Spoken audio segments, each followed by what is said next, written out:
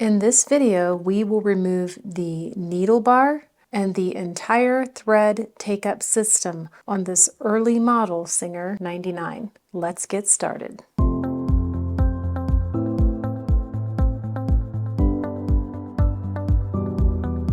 So we will remove the needle bar first from the machine and then the thread take-up system. First, we need to remove the needle clamp from the needle bar so we can pull it up through the needle bar connecting stud, which is right here. So this is the needle clamp, and this is a very early model Singer 99, so yours might look a little bit different, but in this case, all I need to do is just turn this little thumb screw here. That is what we would tighten down whenever we put a needle in the machine. I'm just going to turn it, and it doesn't even need to come out all the way, just enough. It will just fall off the end of the needle bar. So now that we have that, I'm going to take it totally apart so I can clean it up and get all this old oil and whatever else is up in here out. So this little thumb screw and needle clamp, I can set them aside. Now this needle bar is ready to slide up through the bushing in the nose and remove it from the machine. So let me show you what we need to do first. So this is the needle bar connecting stud, and behind the nose here in the back there's a little hole, it's an opening, and it's how we access the clamping screw that goes through the stud and clamps up against the needle bar and holds it in place. To get to that hole, we need to flip this machine over on its nose, ideally. I'm going to see if I can get you a good look at that screw head down inside. So I have the machine tilted up on its nose. You can see a little light coming through the hole right here. This is the hole that we're going to access that clamping screw with. And what you need to do is turn the hand wheel towards you until you can look down in the hole and see the head of the screw. Let me see if I can get it to show up on camera. Right down in this hole, right now, I can see the head of the screw. I'm not sure if you can, and I'm sorry about that. But I promise, if you turn the hand wheel, you will see the head of the screw. You need it to be lined up with this hole in order to back it out a little bit. Don't take it out all the way. Just loosen it several turns. So that's what I'm going to do next.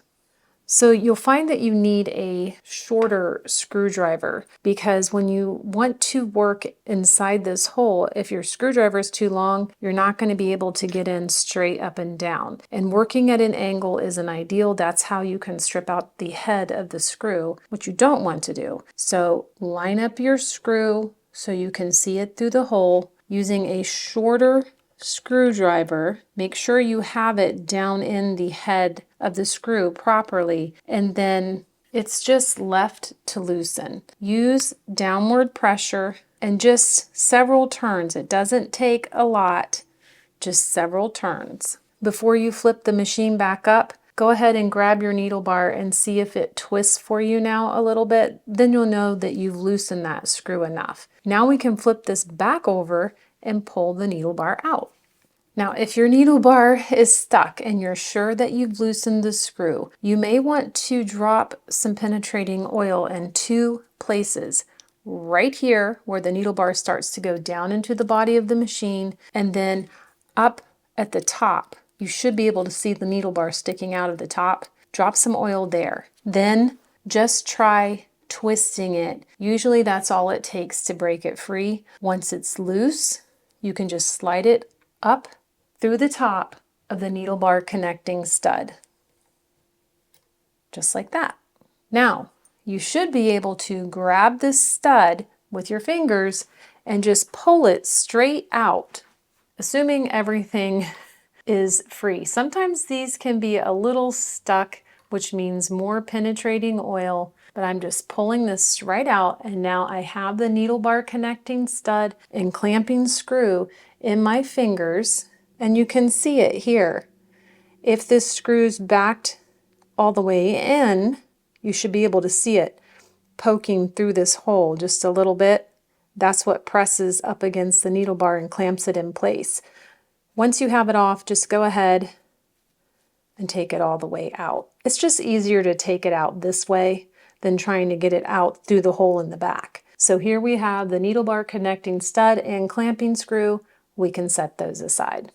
Now we are ready to remove the entire thread take-up system. It is held into the machine through the thread take-up crank, which is this little part right here. It has a stud on it that goes all the way back into the counterbalance on the machine, and then another big hinge screw up here. There's a set screw back in here that is clamping this stud into place, and that's something that we will need to loosen. We're also going to need to remove this hinge screw as well. This little screw right here, it's called the take up lever cap screw. And normally I don't take them out on machines, but in this case I'm going to, because if this part of the linkage is stuck, it will allow me to remove this entire part. By removing this screw and this screw, I can pull all of this out of the way, and then I just have to work with this linkage here and the thread take-up crank itself. So what I would do first is flip the machine up on its nose, and we're going to work with this screw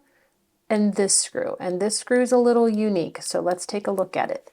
Okay, I changed my mind. I'm not going to flip it up on its nose. You might want to do that because it will help you get good downward pressure on your screws when you're trying to remove them. I'm going to leave it this way. So this screw right here is not left to loosen, it's right to loosen. So I'm going to loosen this. It's a normal turning screw, left to loosen, and then I'm going to remove this screw, right to loosen. So let me show you how that's done.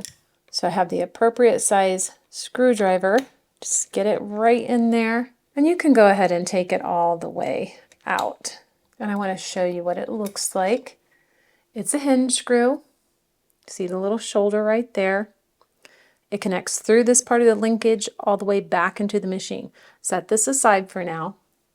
And now let's tackle this screw right here. This is the one that is right to loosen.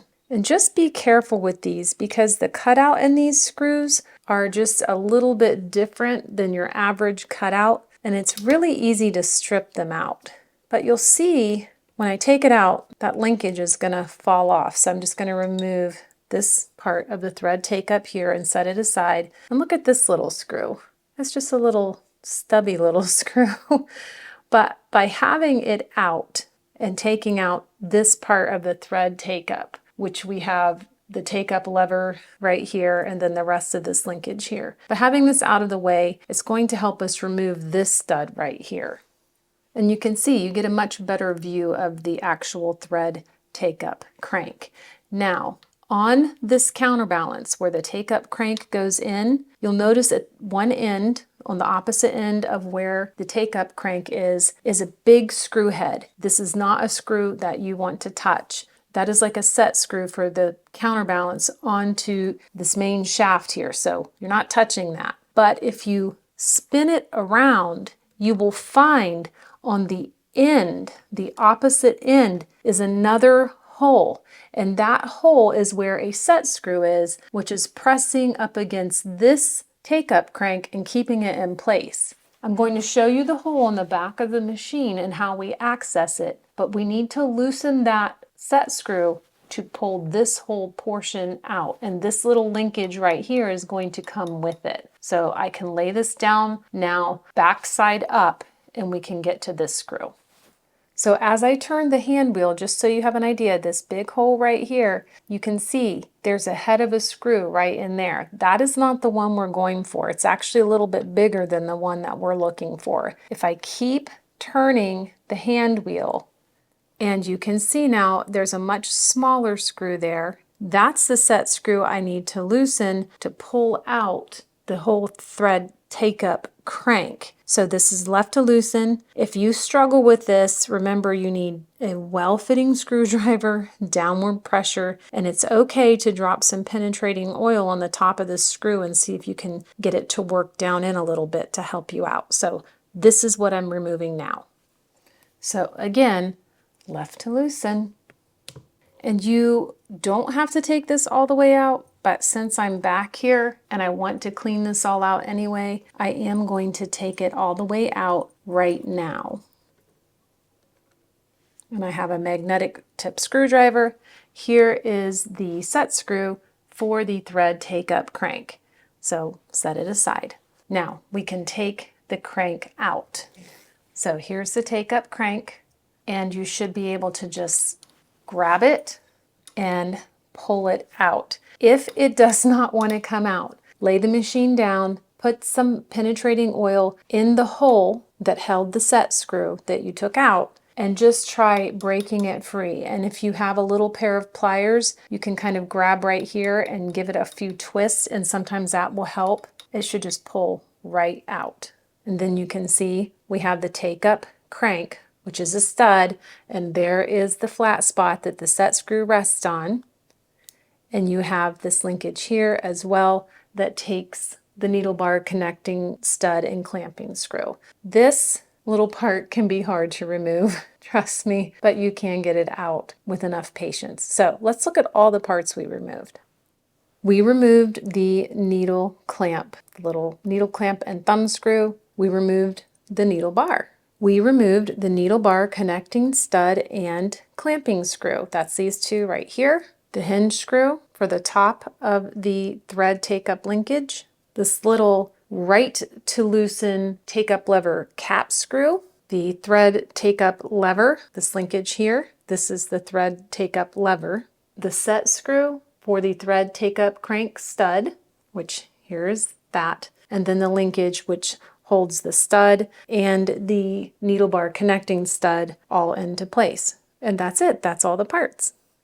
Go ahead and bag all those parts up and set them aside. We'll be cleaning them before we put them back onto the machine. In our next video, we're going to go ahead and remove the tension assembly from our 99. And just so you know, yours might look a little bit different. Don't panic, we'll get through it. But that's what we'll be doing in our next video. Thank you so much for watching. Bye.